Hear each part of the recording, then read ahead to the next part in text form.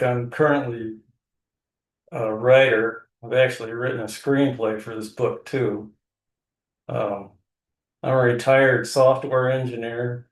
I took this up as a retirement career, something to do to keep myself busy and try to make a little money on the side and do something I thought was probably going to be useful. Some people, if they read this book, maybe it'll help them. Um, Prior to that, I was in the military for 7 years on active duty. Um, I spent 5 years with the Coast Guard after 9/11 doing air patrols here around the Houston area where I live. And I spent 6 months in the desert during the Iranian, not Iranian, but the Iraqi War. OIF is what it's called. Operation Iraqi Freedom. I worked there as a civilian contractor though, so got to see a lot of stuff that most people probably wouldn't want to see. Not sure I did either. Um, that's kind of about it. What else can I tell you? Well, let me ask you, I guess my first question is when you got into the military, how was military life for you? Well, at that time, it was right at the tail end of the Vietnam War, so things were kind of up in the air, particularly in the Navy. There was a lot of uh, disarray because people at that time didn't have a very good light of the military. I don't know if you've ever read or know anything about the Vietnam War. The veterans here were treated pretty poorly, and they had a very hard time recruiting people to go into the military. So a lot of things just didn't get done. There weren't enough people. In fact, there were a lot of ships that sat at piers for months and months because they did not have the crews for them. A lot of times they would do what they call cross deck, where they take people from one ship who was coming back from a deployment and transfer them to a ship that was going out on deployment. So they'd end up basically away from home all the time. That didn't happen to me, but I'd say it was probably not a horrific experience, but somewhat traumatic. Um, it's an experience you got to get used to, let's put it that way. But I got to tell you, when I got out, it was really worse because the civilian world is much different than the military world. We're as civilians, it's basically everybody for themselves. Military life, you're in a group of people and you work together for a goal and you try to cover each other, keep each other safe.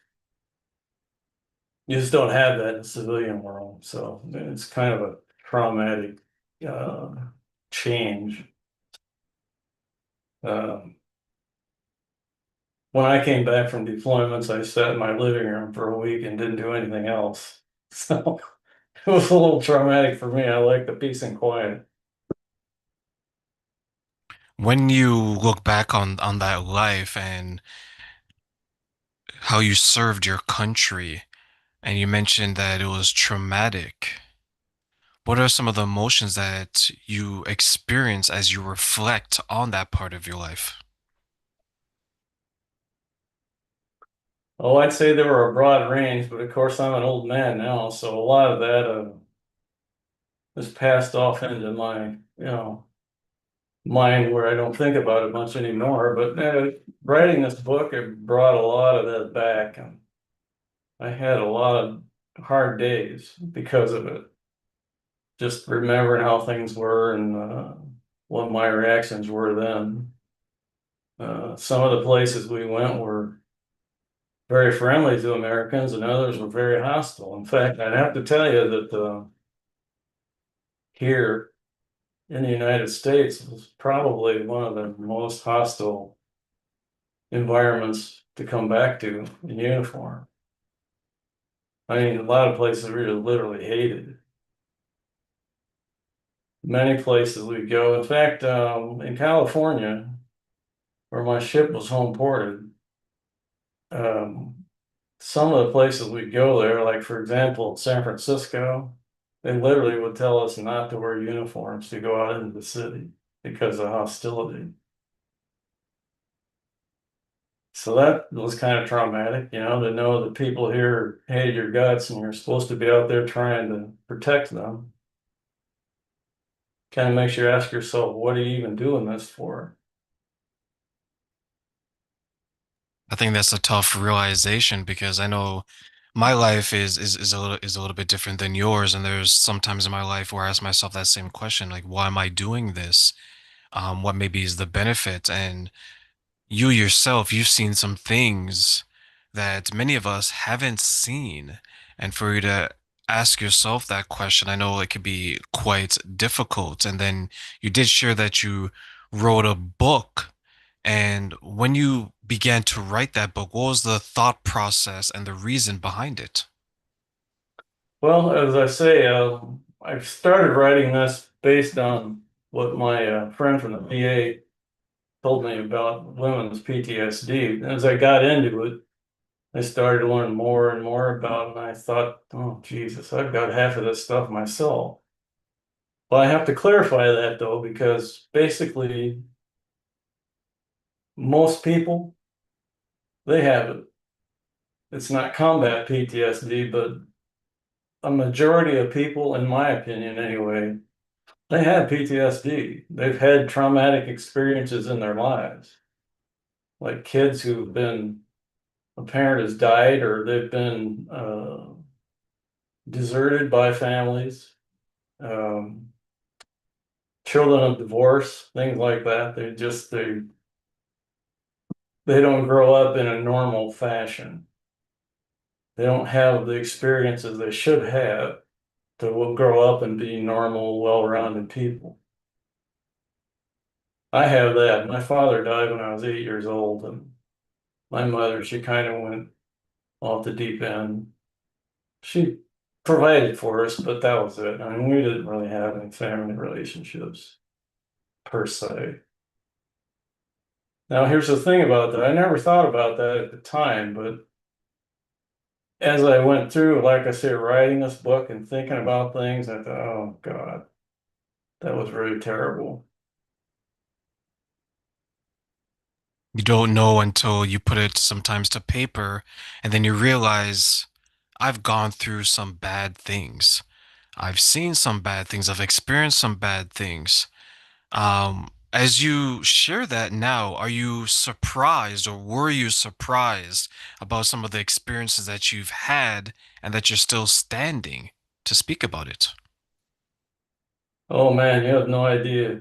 I never thought I'd live past 40, but here I am at 71. And keep on plugging along. I keep waking up every day. And I have a good wife and a secure home now, so I have to get over it. I want to relate something else to you about my generation. We grew up being told that we had to buck up and don't cry, just be tough. So that's how you tend to deal with things. But people today, they're not really like that so much. A lot of people now, they really will let their feelings be known. Well, you couldn't do that back then. Things were a lot more bottled up, as they would say. Would you Yeah, agree? exactly. That's exactly what I'd say. Now, younger people now, they don't seem to have that issue. Well, there's probably still quite a few who do, but I don't know how your particular life experience has been, but kids going to school now, they have psychologists in the school and they try to keep track of how they feel all the time. They just didn't do that back then. When I went to school, they did not do that. It was like, buck up, shut up, and don't cause trouble. So that's something that Growing, carried me around all these years. I was going to share growing up as a child, I didn't experience it that much, but as I got maybe in my teens, that's where, sorry, in my early teens, that's where I started to hear that where what you're going through, you keep that to yourself because some people would share that you don't want to bring shame to the family, you don't want to seem weak.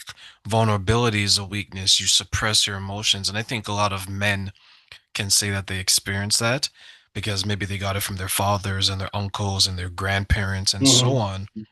And I remember the first time I saw a man cry, and it hurt my soul because growing up, to your point, we weren't allowed to do that. So for him to express that type of emotion, you knew he was in some serious, serious pain, Hmm. right? And it just hurt you. Like, have you ever seen a man cry? And if you did, how did that impact you? Oh, I don't know that I can say that I can. I mean, I have myself, but not in front of anybody else, especially during some of the times I was writing this book and thinking about the past, you know. But I can't really think of any men that I've ever seen just spill their guts and cry all over the place. They might, whine a little bit and get emotional, but really out and out cry. No, I haven't really ever seen that. When you were experiencing it, how did you feel? Oh, I was very distraught when I started thinking about all the things that we've been talking about here from my childhood. I'll give you an example. When my father passed away, that summer after that, one day I was sitting on our couch, just, very sad and dejected. My mother sat down next to me. She says, "What's wrong?" I said, "Oh, there's never anybody around. I'm always here by myself." And she looked at me and gave me a real hard look and said, "Well, get used to it because that's the way it's going to be." Now, you got to think about this. She's talking to an 8-year-old kid. How cruel is that? I mean, she wasn't warm about it either. Like she was trying to comfort me. It was just like, well, deal with it because that's going the way it's going to be. And you can probably tell by talking to me that it's kind of emotional for me now. That is so sad to hear that someone who is supposed to be your first superhero, your parents, sometimes they're not the type of superhero that we may need. In some cases, they're not a superhero at all. They're actually a supervillain. Well, How were you able to get over that or get through that? well, I did exactly what she told me to do. In fact, years and years later, she brought that up to me and she says, after I told you that, you did it. I just didn't mention it again, kept it to myself. And we're talking 30 years. Of course, by that time, I had forgotten about it until she mentioned it again. But I got to excuse her, because she had so many problems of her own at that time. Because my father was gone and there was nobody stepping up to help us. Matter of fact, she told me once that she'd gone to her own mother and asked her for help taking care of my brother and I. And her mother told her, "They're your children, they're your problem." And she never offered anything. So like I say, my mother went off the deep end a little bit. She sold our house and we moved away and never had anything to do with family again. Do you think that trauma from that situation just shared has stolen a piece of your self or your future? Or how do you think it still impacts you today? Well, that's probably less of an impact than my father passing away because after he died, there was no family. So I literally don't have that family experience. Never did from that point on. We did it before that, but he was sick for probably 3 years before he died. So it really wasn't a normal family relationship, you know. Why did that happen? Why did he die? No, why do you feel you had no family? Why was it such a impact to you Well, there was guys? no family experiences. What I'm saying is, a typical family has they go on outings, they go on vacations, they go visit relatives, they do family things together. Well, we didn't, not at all. She went to work, came home. Yeah, she provided. We had food and a place to live and clothes to wear, but that was about it. She really wasn't tuned in to us.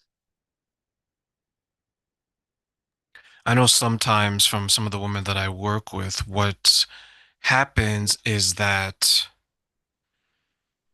they are traumatized themselves when someone is passing away or when someone gets sick. And what they tend to do is they tend to bury themselves in distractions such as work. That's an easy one. Mhm, mhm, Such as alcohol, for example, drugs, sex, whatever the case is, right? But mhm, sure, work is a lot of is an easier go to, especially for women, because they can just go, I'm going to work 12, 14, 16, 18 hours. You mhm. wrote about experiences when it comes to women. What are some of the things that you have seen when it comes to impacting them, when it comes to trauma, PTSD, and other things? Well, me personally, other than what I've related to you there, um, my personal experience is not really that much. Well, I can say that because my wife comes from an Asian family. She's Filipino, and her family was beyond destitute. I mean, they literally were homeless most of the time. Um, her father was a drunk. You know, he never had anything but alcohol for himself. The kids didn't have food. They didn't have anywhere to live. Um, in her case, she's traumatized by that and can't really do anything but work now. And granted, this is a woman that's in her 70s also. So this has carried her through her whole life. Now, I gotta say though, she carries it very well. She's a very sweet, friendly woman. You know, I love her to death. But that's a trauma that comes to the surface with her. I mean, I know her and I know what her family background is, so I know why she's like that. Some people will struggle with it in different ways for the rest of their life. Oh, I'm sure they do. She will.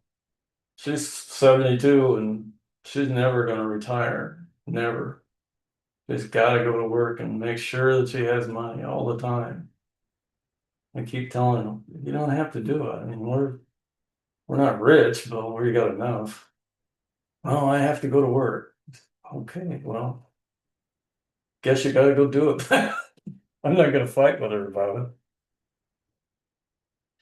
When it comes to the experiences that you both have separate from each other, because you went through what you went through and she's gone through what she has gone through, how important is it to have each other in that moment for support, for connection, and just for a life together? Oh, I think in both of our cases, we probably die without each other. I mean, we're not elderly yet, but we're getting really close to that. So we're more or less isolated from most other people now. I mean, we don't really have any friends because she's Asian and, you know, white women don't like Asian women, and Asian women don't like white women, so we don't have any friends. It's the funny thing about that, I don't ever see that in men. It's only the women. That's my observation, and it might sound a little bit chauvinistic, but that's been my experience. Well, there's always the example where men and women would, when it comes to that, right? The social interaction, and there's differences, whether they're physical, spiritual, cultural, whatever the case is. Sure. A lot of men seem to handle it in a different way than women do, and especially if the woman has been traumatized in some way, it could always lead Mhm. back to that too, right? Like as a defense Mhm. mechanism. Mhm. Maybe this person that looks this way reminds me of all the bad that someone else that looks that way did to me when I was 14 or 18 or whatever the case is. Um, in regards to your book, Brian, what are some of the things that you discussed in it, and how much of yourself did you pour into that? Well, the main character in this is a Latin woman. And I based her on a friend of mine. She's not really like this, but there are a lot of pieces of her that are from me. For example, in the book, her father passed away when she was young too. She was very traumatized by that, began to lash out and eventually ran away from home. Got into some trouble with that, but she pulled herself out of it, went to school and entered the military and buried herself in trying to be successful at that. And she was. And then, of course, the accident happened and that was all being taken away from her. So that was her traumatizing point, so to speak, other than what had happened to her previously. Um, Quite a lot of that character comes from me, but there are other people who are elements of her personality are present in it. One thing that I learned when I got involved in writing a book was that as I was developing a character, I began to identify personality traits in that character. I was Mhm. like, oh yeah, this person's a little bit of terrain in this way. This character's a little bit of terrain in another way. But when I look at the entire book, it's like a complete version of myself, but just pieces show up in different ways. Everything that you have gone through, Brian, everything that you have shared when it comes to your partner going through it, you going through it, and what you've seen. For those who are experiencing trauma, from your perspective, what do you think are maybe some of the obstacles that people face when it comes to working on it and identifying the trauma? Well, I think they first have to understand that they can't internalize it. And they really have to get it out. They got to talk to somebody that's familiar with it and can tell them, look, you have to figure out a way to deal with this. I mean, you can maybe find a friend, maybe you can talk to a minister, maybe you can talk to a what's the word I want to use here? A psychologist, a counselor, whatever you want to call them. Somebody that's familiar with it and help them work through it. In the case of military folks, there are a lot of services provided by the VA now that were never there in the past. I mean, they have group therapy sessions, they have their own psychologists there. And every time I go to the VA now, the first thing they'll ask me is, have you had any feelings of depression? Have you felt like uh, harming yourself? That's literally the first thing they ask you now. But they're trying to do a good job. I don't want to drive them down at all. They got a lot of people they got to see, so they're doing the best they can do. It sounds like it's a good first step because at least they're creating a space for people to have those conversations. Would that be accurate? I would say so. More than that, though, they have to realize that they have a problem. A lot of people have these problems, they don't really realize it's a problem, not only for them, but for others. And that's particularly true of people in the military. I have a character in my book who's a Navy SEAL, and this guy's seen some serious action for years.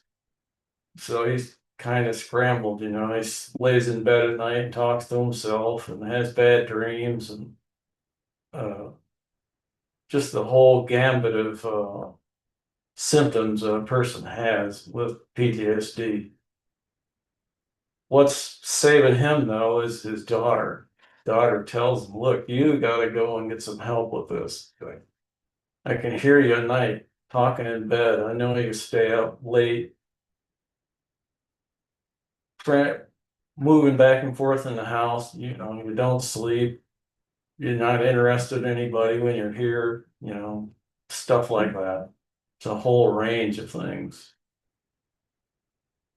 Sometimes I think part of the problem when it comes to trauma, PTSD, and otherwise is that we ignore it and it shows up in our bodies in different ways from a health perspective, like say Mhm. physical health, Sure. and then we get used to it.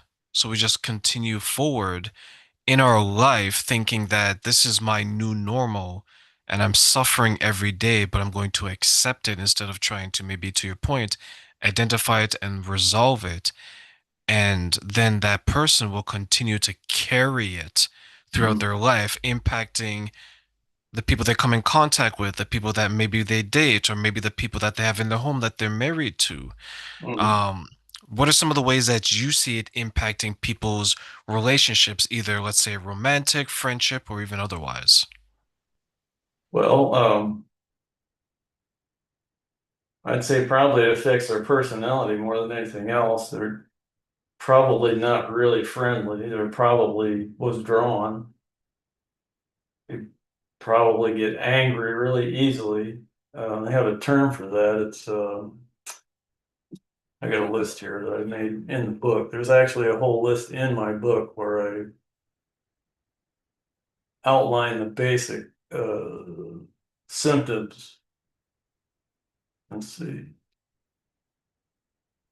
They call it lashing out, anger for no particular reason. I mean, I get irritated over simple little things, just go off the handle.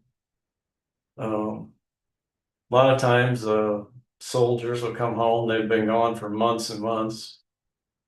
They can't even relate to their children anymore because they haven't been around them. The kids are scared of them because they don't know them that well. They're not around very often. And in the case of women, they actually have some very physical symptoms to this. Um, they're very emotional. They can also be withdrawn. They are prone to having uh, more severe flashbacks. I mean, they may re-experience their whole traumatic thing in dreams at night. Um, have intrusive thoughts, could be you're working on something and you're right back there. You don't know why you're thinking of that, but you're thinking about the guy saw get his head blown off. Um, let's see.